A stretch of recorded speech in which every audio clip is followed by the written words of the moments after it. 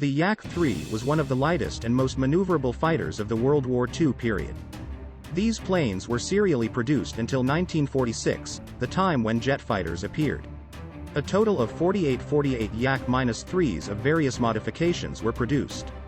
In 1943, overcoming the shortage of lightweight aircraft materials, revacuation of wind tunnels, and accumulated experience allowed the Yakovlev Design Bureau to proceed with the development of a fighter capable of gaining air superiority at the Eastern Front.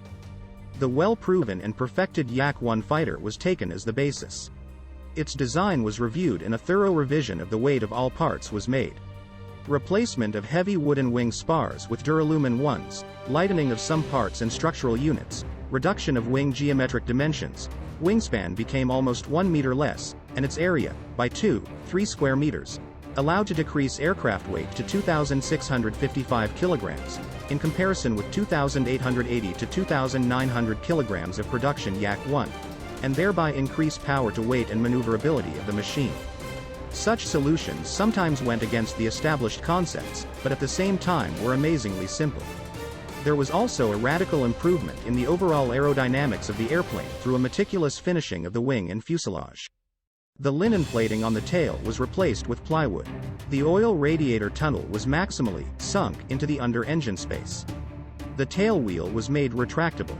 The plane with engine M105PF, called Yakshish M. Mosquito, was built in February 1943. It passed factory tests till June until August, government tests. Its maximum speed increased by 40 km per hour compared to the production Yak-1. Yak-3 specifications. Power plant. 1 engine M105PF 21290 HP.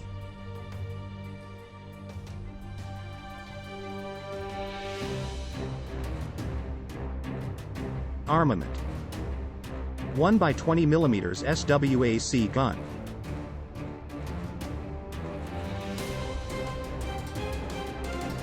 2 by 12, 7 mm UBS machine guns.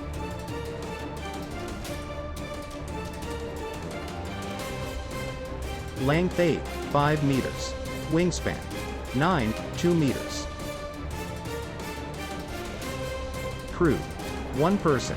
Maximum takeoff weight 2,697 kilograms.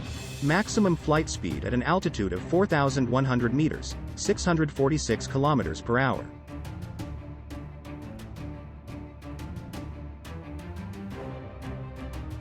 Rate of climb.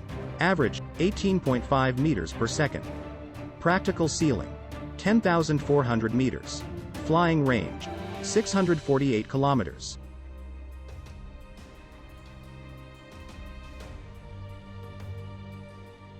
Alexander Sergeyevich Yakovlev, March 19, 1906 to August 22, 1989. Soviet aircraft designer, member of the USSR Academy of Sciences. Colonel General of Aviation, double hero of socialist labor. General designer of Yakovlev Design Bureau. Winner of the Lenin, State and 6 Stalin Prizes. Deputy of the Supreme Soviet of the USSR. He was born in Moscow in the family of an employee. Russian. His father, Sergei Vasilyevich, graduated from the Moscow Alexander Commercial School. Upon graduation he served in the transport department of the Nobel Brothers Partnership oil firm. His mother is Nina Vladimirovna, a housewife. The Yakovlevs come from the serfs of Count Dmitriev Mamonov. Alexander Sergeyevich's grandfather, Vasily Afanasyevich, kept a candle shop at the Ilyinsky Gate in Moscow and had a contract for lighting the chandeliers of the Bolshoi Theater. In 1916 he entered P.N. Strakhov's private men's gymnasium.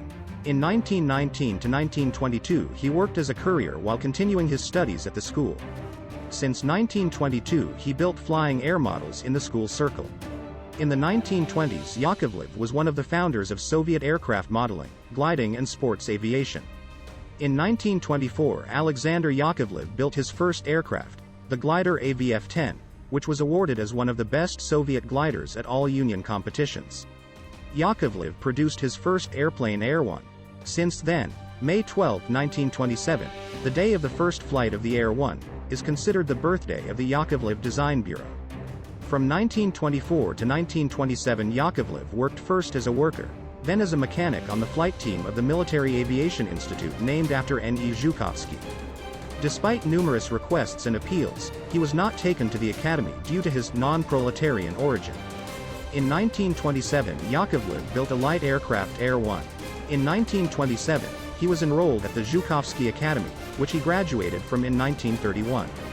In 1931 he became an engineer at Menzhinsky Aviation Plant -39, where, in August 1932, he organized a group of light aircraft.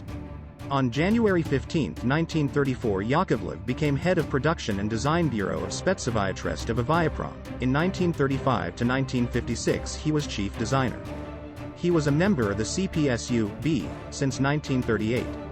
From January 11, 1940 until 1946 he was simultaneously Deputy People's Commissar of the Aviation Industry for New Equipment.